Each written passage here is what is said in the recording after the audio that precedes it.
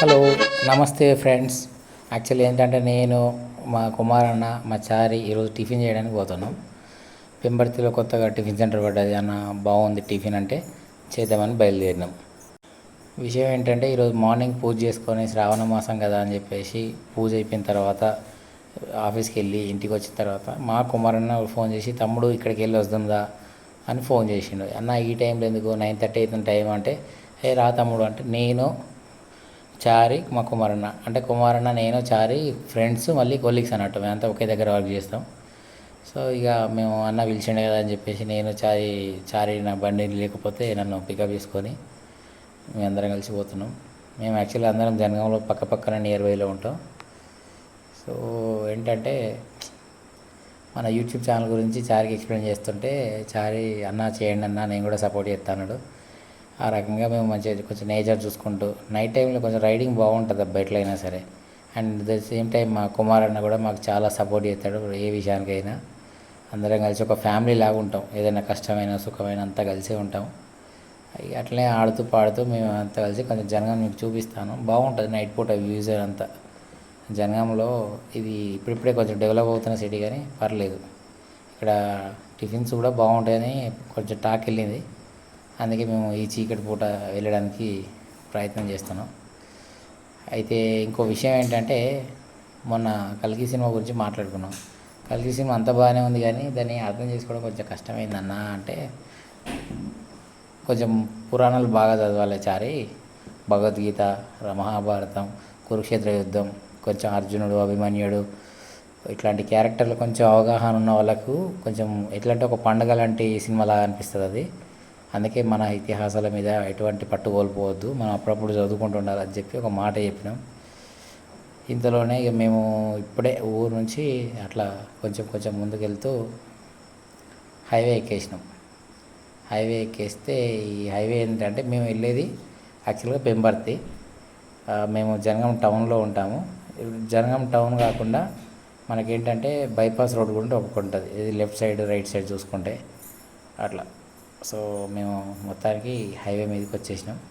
ఇక్కడి నుంచి మీకు రైట్ సైడ్ చూస్తే పెంబర్తి, లెఫ్ట్ చూస్తే మనకు జనగాం అవుటర్ మీదకి వెళ్ళి నెల్లూరులో మీదకి వెళ్ళి రోడ్ వెళ్ళిపోతుంది అన్నట్టు.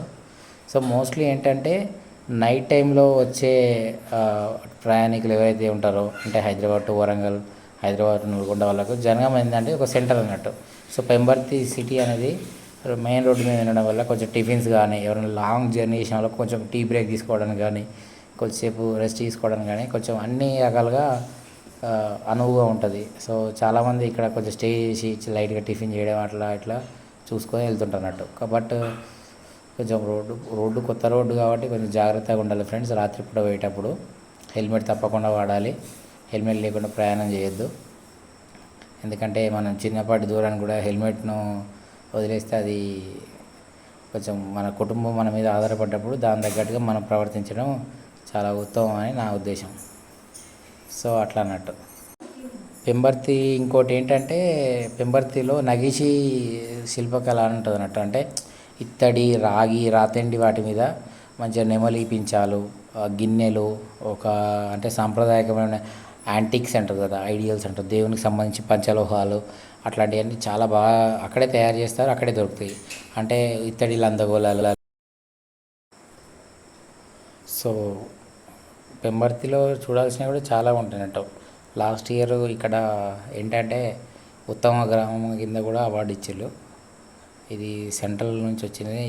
అండ్ ఇది ఒక యునెస్కో వాళ్ళు వారసత్వపు గుర్తింపు కూడా ఇచ్చారు, చారిత్రాత్మక వారసత్వం అని, హిస్టారికల్ ప్లేస్. ఎందుకంటే ఇక్కడ ఒక వస్త్రకళ ఉంటుంది, అది బాగుంటుంది అని చెప్పి ఇచ్చిళ్ళు. సో ఇంతలోనే మనం ఇక మన టిఫిన్ సెంటర్ దగ్గరికి వచ్చేసినాం. టిఫిన్ సెంటర్ యాక్చువల్గా ఏంటంటే మనకు ఆర్ఆర్ టిఫిన్ సెంటర్ అని ఒకటి ఉంటుంది, ఇంకోటి food in fair and go అని చెప్పేసి కొత్తగా ఒకటి వచ్చింది. రెండు బాగానే ఉంటాయి, బట్ మనకు మంచిది కావాలి కదా అని చెప్పేసి పోతున్నాం. కొంచెం హైవే జర్నీ లాంగ్ అనిపిస్తుంది కదా, చీకటి అయింది కాబట్టి కొంచెం నెమ్మదిగా వెళ్తున్నాం. నేను మా కుమారన్న చారి కాసేపు మాట్లాడుకుంటూ నిమ్మలంగా వెళ్తున్నాను అన్నట్టు. ఎందుకబ్బా మనం అతి పరిగెత్తుకుంటూ వెళ్ళి చేసి మనం పెద్ద పడేసేది ఏముంటుంది, ఏముండదు కదా. సో మొత్తానికి మన టిఫిన్ సెంటర్ దగ్గరికి వచ్చేసినాం. ఇది ఆర్ఆర్ అన్నమాట. ఆ, ఇక్కడ టిఫిన్ కంటే ఎక్కువ చట్నీ బాగుంటాయి. రెగ్యులర్గా నేను ఇక్కడే తింటుంటా. అంటే వీళ్ళకి ఇక్కడ ఒక బ్రాంచ్ ఉంది, జనగాంలో ఒక బ్రాంచ్ ఉంది. ఇంకొకటి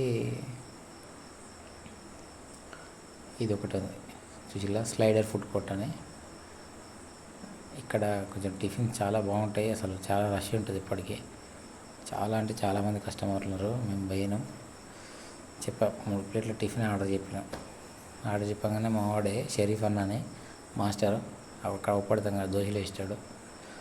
సో స్లైడ్ ఫుడ్ కోర్ట్ అంటే ఇక్కడ టిఫిన్స్తో పాటు non veg, fried rice, meals అన్నీ దొరుకుతాయి. ఎగ్ దోశ ఇక్కడ బాగా ఫేమస్, చాలా బాగుంటుంది టేస్ట్ కూడా.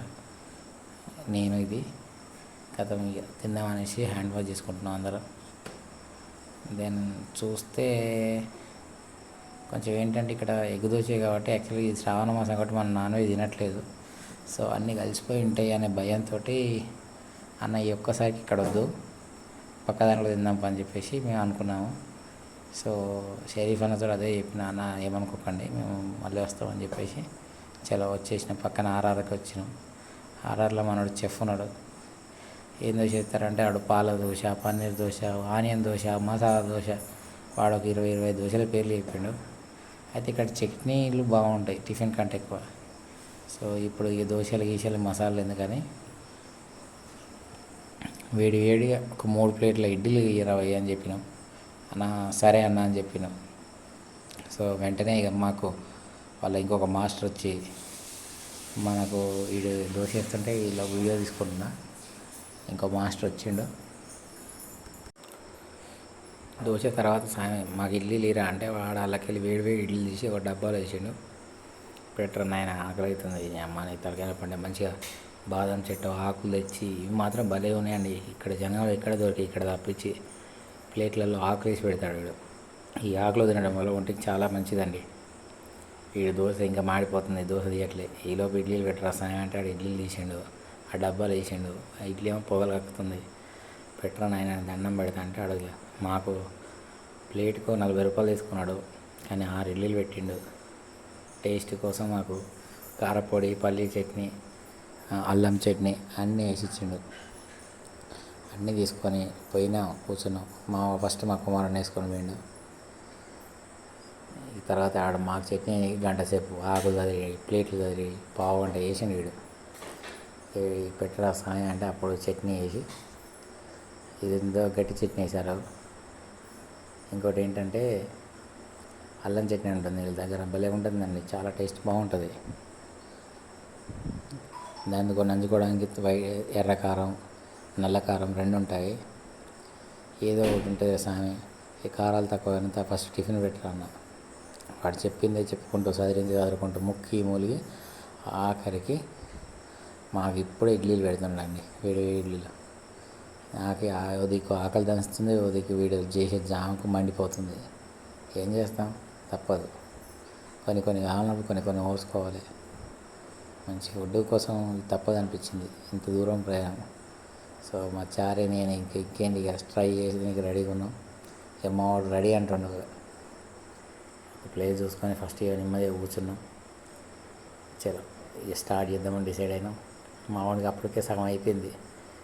ఎందుకంటే మాకు ఇప్పటిసరికి ½ అన్ అవర్ లేట్ అవ్వడం మాకు ఆకలి దంచుతుంది నైట్ టైంలో.